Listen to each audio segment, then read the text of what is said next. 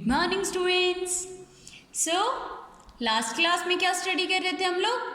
Last class में हम लोग अपना जो चैप्टर आर्टिकल्स जो था वो हम लोग स्टडी कर रहे थे, जिसमें कि हम लोग अपनी जो वर्क ड्रिल थी उसके सी क्वेश्चन तक हम लोगों ने कंप्लीट कर लिया था। ठीक है, आर्टिकल चैप्टर के जो वर्क ड्रिल क्वेश्चन सी था वहाँ तक हम लोगों ने कंप्लीट कर लिया था। ओके, नेक्स्ट जो क्वेश्चन था क्वेश्चन डी, वो मैंने आपको एज अ होमवर्क दिया था। ओके, क्वेश्चन डी मैंने आपको एज अ होमवर्क दिया था। सो अगर आपने किया है बहुत अच्छी बात है। तो अगर मतलब कहीं प्रॉब्लम आई है या फिर समझ नहीं आया या फिर डाउट था कि आप नहीं कर पाए तो आप अभी चेक कर सकते हो।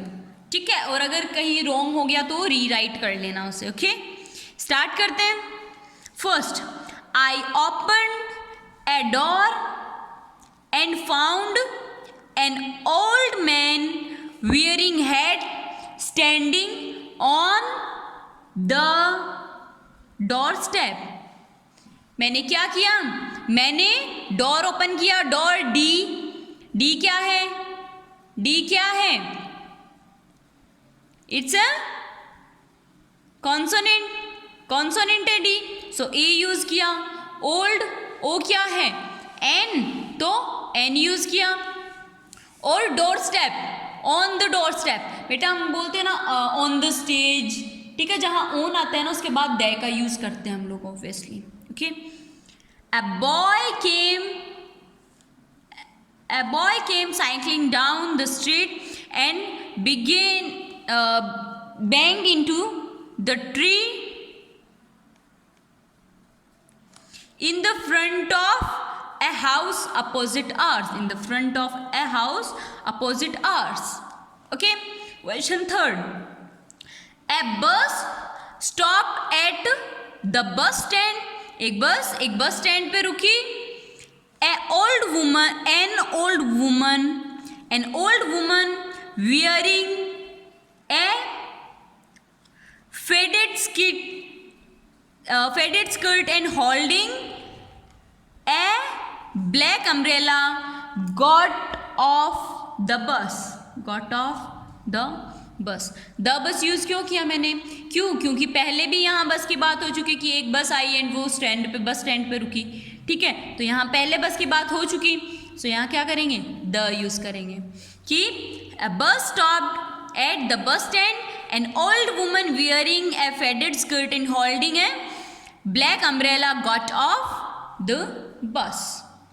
okay, next question fourth, she sent a note to her cousin। उसने अपने कज़न को एक नोट लिखकर भेजा, telling him that she will go to visit a zoo next week।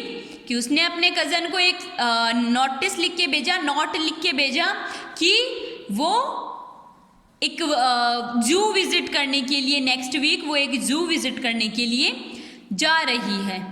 Okay, a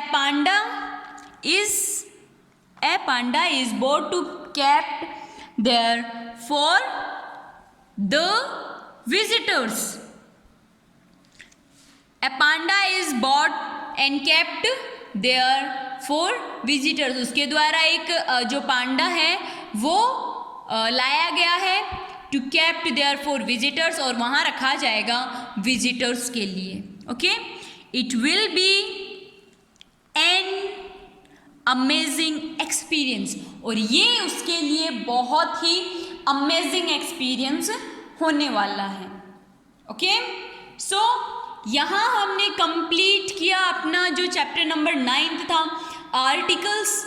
okay, एक बार फिर से देखते हैं आर्टिकल्स में क्या स्टडी किया हमने। आर्टिकल्स ए एंड द हम लोगों ने स्टडी किया। आर्टिकल्स 2 टाइप के थे, indefinite article and definite article. Indefinite article 2 थे, ए एंड डेफिनेट आर्टिकल 1 था the. Use of a before consonant sounding word और consonant starting word, use of an vowel sounding और वोवल स्टार्टिंग वर्ड से पहले, before vowel sounding word और vowel starting word. Then next use of the in definite article. Definite article में क्या आता है, दे आता है। इसका यूज क्या होता है कि हम किसी फेमस ऑब्जेक्ट, फेमस चीज, universal thing, unique thing, statue, river, जो कुछ भी मतलब यूनिक होता है, उससे पहले क्या यूज करते हैं, द यूज करते हैं। ठीक है, before direction, before N emperor, और बिफोर अ माउंटेन, और बिफोर अ स्टेच्यू, इन सब से पहले क्या यूज करते हैं हम लोग, द का यूज करते हैं। ठीक है, या फिर एक सेंटेंस में हमने पहले किसी जैसे कैट की बात की, फिर उसी कैट के बारे में कुछ बताना है, उसी चीज के बारे में कुछ डिस्क्राइब करना है, तो हम लोग वहां भी द का यूज करते हैं। ठीक है, नेक्स्ट हम लोगों ने अपनी वर्क ड्रिल की थी। ओके, आई होप आप लोगों को 9th चैप्टर समझ आ गया होगा।